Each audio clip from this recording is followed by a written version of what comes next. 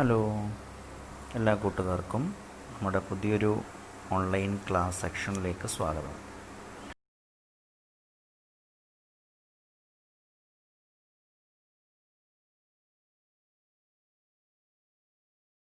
Non aqueous solvents already നമ്മൾ കണ്ടു. വാട്ടറാണ് നമ്മൾ സാധാരണ ഉപയോഗിക്കുന്നത്. അപ്പം വാട്ടറിൽ നിന്ന് മാറിയിട്ട് വാട്ടർ അല്ലാത്ത സോൾവെൻറ്റ് ഏതെങ്കിലും ഉപയോഗിക്കുകയാണെങ്കിൽ അത്തരം സോൾവെൻറ്റുകളെയാണ് നമ്മൾ എന്തെന്ന് പറഞ്ഞത്, നോൺ അക്വസ് സോൾവെൻറ്റ്സ് നമ്മൾ പറഞ്ഞത്. ഓക്കെ, അത്തരം സോൾവെൻറ്റുകളെയാണ് നമ്മൾ നോൺ അക്വസ് സോൾവെൻറ്റ്സ് നമ്മൾ പറഞ്ഞത്. അപ്പോൾ ഇവിടെ നമുക്ക് നോക്കാം, നോൺ അക്വസ് സോൾവെൻറ്റ്സ് എന്ന് പറഞ്ഞു കഴിഞ്ഞാൽ it is either may be Lewis acids or Lewis base, എന്തും ആവാം. ഓക്കെ, അപ്പം solutions of chemistry is closely related to acid base chemistry. Most of the reactions in non-aqueous solvents as interpreted in terms of one of their acid-base concept. Acid base കോൺസെപ്റ്റിൽ നിന്നാണ് നമ്മൾ non-aqueous സോൾവെൻസിൻ്റെ reactions നമ്മൾ പഠിക്കുന്നത്. ഈ ഒരു ഭാഗത്ത് നമ്മൾ മെയിനായിട്ട് നമ്മൾ ഡിസ്കസ് ചെയ്യുന്നത് രണ്ട് സോൾവെൻസുകളാണ്. ഏതൊക്കെയാണ്? Ammonia and sulphur dioxide. ഇത് രണ്ടെണ്ണമാണ് നമ്മൾ ഡീൽ ചെയ്യുന്ന സോൾവെൻറ്റ്സ്. ഓക്കെ, അപ്പോൾ ഇവരെയാണ് നമ്മൾ ഈ ഒരു ചാപ്റ്ററിൽ നമ്മൾ പഠിക്കുന്നത്. ഈ രണ്ട് നോൺ അക്വസ് സോൾവെൻറ്റ്സിനെയാണ് നമ്മൾ പഠിക്കുന്നത്.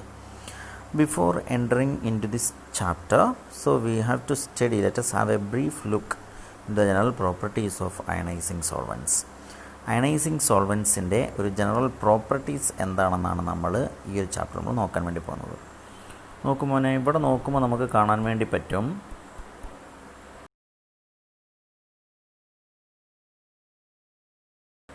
HF സൾഫ്യൂരിക് ആസിഡ് ഒക്കെ കൊടുത്തിട്ടുണ്ട്. അതിൻ്റെ മെൽറ്റിംഗ് പോയിൻ്റ് കൊടുത്തിട്ടുണ്ട്, ബോയിലിംഗ് പോയിൻ്റ് കൊടുത്തിട്ടുണ്ട്. ഓക്കെ, മറ്റ് കാര്യങ്ങളെല്ലാം തന്നെ നമ്മൾ അതിൻ്റെ കൊടുത്തിട്ടുണ്ട്. അപ്പോൾ ഇതിനകത്ത് നമുക്ക് കാണാൻ വേണ്ടി പറ്റുന്നത് മെൽറ്റിംഗ് പോയിൻറ്റും ബോയിലിംഗ് പോയിൻറ്റും എന്താണെന്നാണ് നമ്മൾ നോക്കുന്നത്. അതിനകത്ത് നമുക്ക് കൊടുത്തിട്ടുണ്ട്. Okay, melting point, boiling point of a solvent determine the temperature range of its existence in liquid and thereby determine its usefulness as a solvent in chemical operation. അതായത് നമുക്കറിയാം, മെൽറ്റിംഗ് പോയിൻ്റ് എന്ന് പറഞ്ഞു കഴിഞ്ഞാൽ ടെമ്പറേച്ചറാണ്. ബോയിലിംഗ് പോയിൻ്റ് എന്ന് പറഞ്ഞാൽ gaseous ആവുന്ന temperature, മറ്റേ ലിക്വിഡായിട്ട് മാറുന്ന ടെമ്പറേച്ചറാണ്. വാട്ടറിനെ സംബന്ധിച്ചിടത്തോളം 0 ആണ് എൻ്റെ മെൽറ്റിംഗ് പോയിൻറ്റ്, ബോയിലിംഗ് പോയിൻറ്റ് 100 എല്ലാവർക്കും അറിയാം. അപ്പോൾ നമ്മൾ നോർമൽ ടെമ്പറേച്ചറിൽ നമ്മൾ ഡീൽ ചെയ്യുമ്പം സൊല്യൂഷനായിട്ട് നമ്മൾ എന്തിനെ ഉപയോഗിക്കാം? നമുക്ക് ലിക്വിഡ് വാട്ടറിന് ഉപയോഗിക്കാം. കാരണം നമ്മൾ 27 ഡിഗ്രി സെൻറ്റിഗ്രേഡിൽ അല്ലെങ്കിൽ 30 ഡിഗ്രി സെൻറ്റിഗ്രേഡിൽ വെള്ളം അതുപോലെ തന്നെ നിൽക്കും, അവസ്ഥ മാറില്ല. എന്നാൽ അമോണിയൻ്റെ കേസ് നോക്കി നോക്കുക. നമുക്ക് അമോണിയ ഒരു സോൾവെൻ്റായിട്ട് നമുക്ക് ഉപയോഗിക്കാൻ പറ്റുമോ? കാരണം അമോണിയ മെൽറ്റ് ചെയ്യും, സോളിഡ് ഫോം മെൽറ്റ് ചെയ്യും -77.7 ഡിഗ്രി സെൻറ്റിഗ്രേഡിലാണ്. ഡിഗ്രി സെൻറ്റിഗ്രേഡിലാണത് എന്ന് പറഞ്ഞാൽ മറ്റു ലോ ടെമ്പറേച്ചറിൽ അത് മെൽറ്റ് ചെയ്ത് ലിക്വിഡ് ആയിട്ടുണ്ടാവും. അതെപ്പം വേപ്പറൈസ് ചെയ്ത് പോകും, -33.5 ഡിഗ്രി സെൻറ്റിഗ്രേഡിൽ അത് വേപ്പറൈസ് ചെയ്ത് പോവുകയും ചെയ്യും. അപ്പോൾ ഒരു നോർമലായിട്ട് നമുക്ക് നോർമൽ ടെമ്പറേച്ചറിൽ എന്ത് ചെയ്യാൻ പറ്റില്ല? നോർമൽ കേസിൽ നമുക്ക് അമോണിയയെ നമുക്ക് എന്താക്കി ഉപയോഗിക്കാൻ വേണ്ടി പറ്റില്ല, ഒരു സോൾവെൻ്റാക്കി നമുക്ക് ഉപയോഗിക്കാൻ വേണ്ടി പറ്റില്ല. കാരണം അത് അപ്പോഴേക്കും വോളട്ടൈലായിട്ട് പോയിട്ടുണ്ടാവും. സൾഫർ ഡയോക്സൈഡ് ആണെങ്കിൽ നോക്കി നോക്കുക, അമോണിയേക്കാൾ കുറച്ചുകൂടി നമുക്ക് ഒന്ന് ഉപയോഗിക്കാൻ പറ്റും തോന്നുന്നുണ്ട്. കാരണം അതിൻ്റെ ബോയിലിംഗ് പോയിൻറ്റ് -10.1 ആണ്, കുറച്ചുകൂടി ഒന്ന് കൂടുതലാണ്. HFലേക്ക് വരുമ്പോൾ നമുക്ക് നോർമലായിട്ട് റിയാക്ഷൻ നടക്കുകയാണെങ്കിൽ ഈ രണ്ട് റിയാക്ഷൻ വെച്ച് നോക്കുമ്പം അമോണിയയും സൾഫർ ഡയോക്സൈഡും വെച്ച് നോക്കുമ്പം നമുക്ക് HF കുറച്ചുകൂടി ഒന്ന് നമുക്ക് യൂസ് ചെയ്യാൻ പറ്റും. ലോ ടെമ്പറേച്ചറിൽ ഒരു 50 ഡിഗ്രി സെൻറ്റിഗ്രേഡിലൊക്കെ ഒരു റിയാക്ഷൻ നടക്കുകയാണെങ്കിൽ നമുക്ക് HF നമുക്ക് സോൾവെൻ്റായിട്ട് ഉപയോഗിക്കാം. സൾഫ്യൂരിക് ആസിഡ് നോക്കി നോക്കിയാൽ സൾഫ്യൂരിക് ആസിഡ് നല്ല അയണൈസിങ് സോൾവെൻ്റാണ്. വാട്ടർ ഉപയോഗിക്കുന്ന പോലെ തന്നെ നമുക്ക് സൾഫ്യൂരിക് ആസിഡ് നല്ല അയണൈസിങ് സോൾവെൻ്റാണ്. ബിക്കോസ് അതിൻ്റെ ബോയിലിംഗ് പോയിൻ്റ് എത്രയാണ്? 300 ഡിഗ്രി സെൻറ്റിഗ്രേഡാണ്. അപ്പോൾ ആ 300 ഡിഗ്രി സെൻറ്റിഗ്രേഡ് ആകുമ്പോൾ അത് നോർമലായിട്ട് അത് എന്ത് ചെയ്യും? ആ ലിക്വിഡ് സ്റ്റേറ്റിൽ തന്നെ നിൽക്കും. നമുക്ക് നല്ലൊരു സോൾവെൻ്റായിട്ട് നമുക്ക് എന്ത് ചെയ്യാൻ വേണ്ടി പറ്റും? സൾഫ്യൂരിക് ആസിഡ് നമുക്ക് യൂസ് ചെയ്യാൻ വേണ്ടി പറ്റും. അതാണ് നമ്മളിവിടെ പറയുന്ന കാര്യം. Anhydrous sulphuric acids, water are used as they can be used as a solvent under ordinary temperature, whereas ammonia, sulfur dioxide, their usefulness as solvents is limited to very low temperature. HF ആണെങ്കിൽ on the other hand can be used at 19.5 degree centigrade. Okay, ഇനി അടുത്ത് നോക്കുമ്പോൾ അതിൻ്റെ dielectric constant value എന്താ വരുന്നത് നോക്കൂ. Dielectric constant എന്താ? ഈ ഡൈലക്ട്രിക് കോൺസ്റ്റൻറ്റ് നിങ്ങൾക്ക് അറിയാം, static force, like attractive force between the oppositely charged ions, positive and negative ആണ്. ഇപ്പോൾ സോഡിയം ക്ലോറൈഡ് എന്തെങ്കിലും ഒരു species positive and negative charged ions, അതിൻ്റെ ionic solutes having charge Q+ and Q- ആണെന്നുണ്ടെങ്കിൽ R എന്ന് പറയുന്ന ഡിസ്റ്റൻസിലാണ് അത് സെപ്പറേറ്റ് ചെയ്തിരിക്കുന്നതെങ്കിൽ D എന്ന് പറയുന്നത് മീഡിയത്തിൻ്റെ ഡൈലക്ട്രിക് കോൺസ്റ്റൻ്റ് ആവുകയാണെങ്കിൽ inter electronic attractive forces, electrostatic attractive force F is equal to Q + Q- by dr² ആയിരിക്കും, where D is a dielectric constant of the medium. നമുക്ക് പറയാൻ പറ്റും ഇറ്റ്സ് എ കോൺസ്റ്റൻ്റ്. അതിന് dimensionless constant ആണ്, unit ഉണ്ടാവില്ല, temperature dependent ആയിട്ടുള്ള സാധനമാണ്. അങ്ങനെ വരുമ്പം decrease in the intensity of the electric field between two charges in presence of solvent as compared to that in vacuum. അതാണ് അതിൻ്റെ ഡൈലക്ട്രിക് കോൺസ്റ്റൻ്റ് D എന്ന് പറഞ്ഞു കഴിഞ്ഞാൽ. നമുക്ക് പറയാൻ വേണ്ടി പറ്റും ഈ ഡൈലക്ട്രിക് കോൺസ്റ്റൻറ്റ് കൂടിക്കഴിഞ്ഞാൽ എന്താ സംഭവിക്കുക? ഡൈലക്ട്രിക് കോൺസ്റ്റൻറ്റും ഫോഴ്സും തമ്മിലുള്ള റിലേഷൻ എന്താണ്? ഇൻവേഴ്സ്ലി പ്രൊപ്പോർഷണലാണ്. അത് നമുക്ക് ഈ ഇക്വേഷനിൽ നിന്ന് കാണാമല്ലോ നിങ്ങൾക്ക്. ആ ഈ ഡൈലക്ട്രിക് കോൺസ്റ്റൻറ്റ് കൂടിക്കഴിഞ്ഞാൽ ഫോഴ്സ് എന്ത് ചെയ്യും? ഓട്ടോമാറ്റിക്കായിട്ട് അട്രാക്റ്റീവ് ഫോഴ്സ് എന്ത് ചെയ്യും? ഡിക്രീസ് ചെയ്യും. ഡൈലക്ട്രിക് കോൺസ്റ്റൻറ്റ് കൂടിക്കഴിഞ്ഞാൽ കോമ്പൗണ്ട്സിൻ്റെ അട്രാക്റ്റീവ് ഫോഴ്സ് സ്വാഭാവികമായിട്ട് എന്ത് ചെയ്യും? അത് ഡിക്രീസ് ചെയ്യും. ഓക്കെ, അപ്പം നമുക്ക് പറ്റും ഫോഴ്സ് അയോണിനകത്ത് അപ്പോൾ higher the dielectric constants will have a greater capacity to dissolve ionic solutes അല്ലേ? ഡൈലക്ട്രിക് കോൺസ്റ്റൻറ്റ് വളരെ കൂടുതലാണെന്നുണ്ടെങ്കിൽ ഇൻ്റർ അയോണിക് അട്രാക്ഷൻ ലോവർ ആയിരിക്കും അയോൺസിൻ്റെ ഇടയിൽ. അപ്പോൾ നമുക്ക് ഇൻ്റർ അട്രാക്ഷൻ ലോവർ ആണെന്നുണ്ടെങ്കിൽ നമുക്ക് എന്ത് ചെയ്യാൻ പറ്റും? Very easy to separate the oppositely charged ions. നമുക്ക് ഓപ്പോസിറ്റ്ലി ചാർജ്ഡ് അയോൺസിനെ നമുക്ക് ഈസി ആയിട്ട് നമുക്ക് എന്ത് ചെയ്യാൻ പറ്റും? സെപ്പറേറ്റ് ചെയ്യാൻ വേണ്ടിയിട്ട് പറ്റും. എന്ത്? മോളിക്യൂളുകളുടെ ഇടയിലുള്ള ഇൻ്റർ അയോണിക് അട്രാക്റ്റീവ് ഫോഴ്സ് ഡിക്രീസ് ചെയ്യുകയാണെങ്കിൽ നമുക്ക് ഈ കോമ്പൗണ്ട്സുകൾ നമുക്ക് ഈസി ആയിട്ട് നമുക്കിതിനെ സെപ്പറേറ്റ് ചെയ്യാനായിട്ട് പറ്റും. ഓക്കെ മക്കളെ,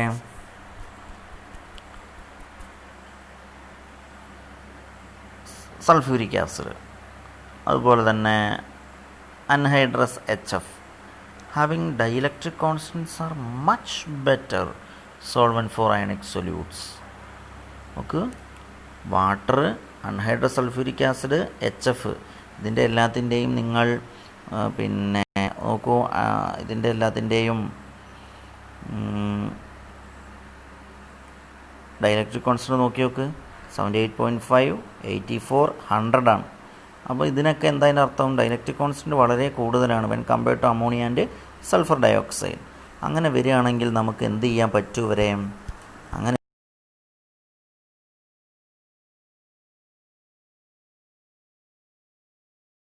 ആയിട്ടുള്ള ഒരു സൊല്യൂഷനായിട്ട് നമുക്കിതിനെ ഉപയോഗിക്കാനായിട്ട് നമുക്ക് പറ്റും.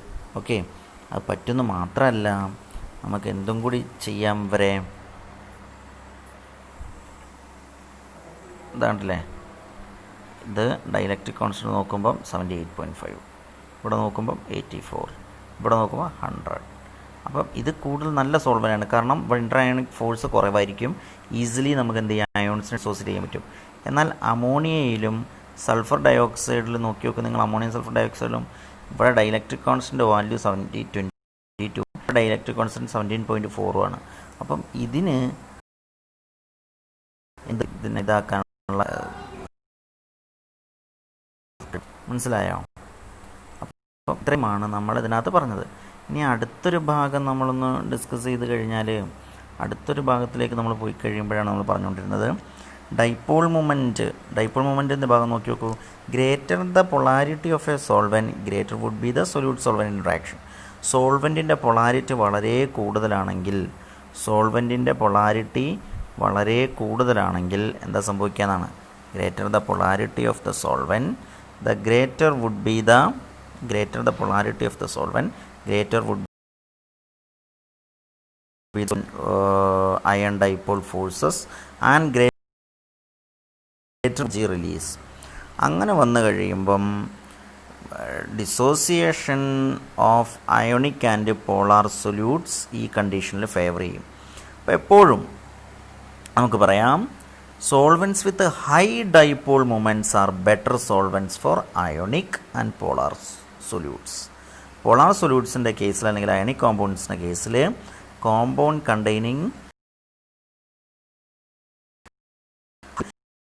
considered to be a better solvent. Okay, for example, in the case of water, it is the dipole moment is 1.85 d by.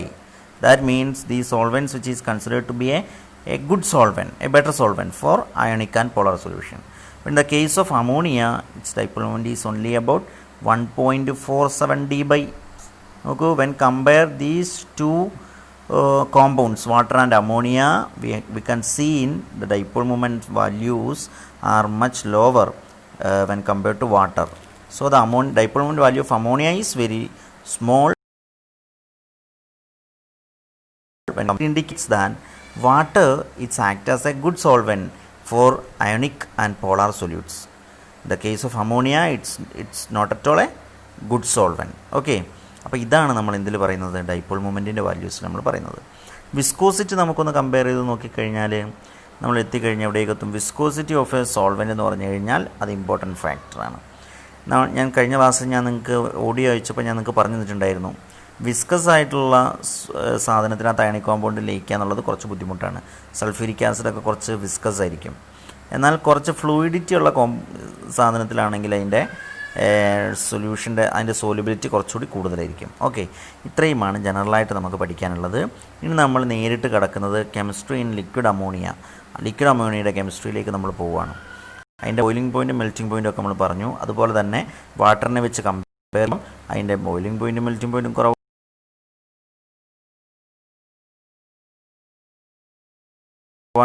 Water ഇതെല്ലാം കുറവാണ്. അപ്പം water dissolves in ionic compound, especially those compounds with containing multi valent ion. ഇപ്പോൾ നോക്കൂ, carbonates, sulphate, phosphate, fluoride, hydroxide ion, ഈ പറഞ്ഞ സാധനങ്ങളെ എല്ലാം ഇതെല്ലാത്തിനെയും എന്ത് ചെയ്യും? ഇതിനൊക്കെ തന്നെ ഹൈ ലാറ്റിസ് എനർജി ആയതുകൊണ്ട് തന്നെ ഇത് എന്താണ്, ഇൻസോലിബിൾ ഇൻ ലിക്വിഡ് അമോണിയയിൽ ഇൻസോലിബിൾ ആയിരിക്കും. ലാറ്റിസ് എനർജി വളരെ കൂടുതലായതുകൊണ്ട് വാട്ടറിൽ നല്ല സോലിബിൾ ആയിരിക്കും. അപ്പോൾ ലിക്വിഡ് അമോണിയൻ്റെ കേസിൽ ഹാലൈഡ്സിൻ്റെ ഓർഡർ, ലിക്വിഡ് അമോണിയയുടെ കേസ്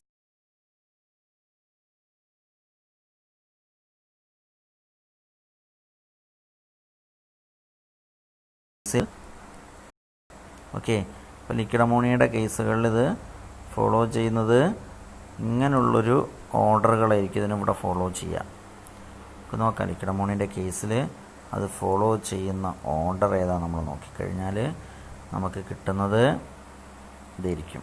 നമുക്ക് ഫ്ലൂറിൻ ഏറ്റവും കൂടുതൽ അയഡിനായിരിക്കും ലിക്വിഡ് അമോണിയയിൽ ഡിസോൾവ് ചെയ്യുക, പിന്നെ ബ്രോമിൻ, പിന്നെ ക്ലോറിൻ, വളരെ ക്ലോറിൻ്റെ ഡിസോസിയേഷൻ.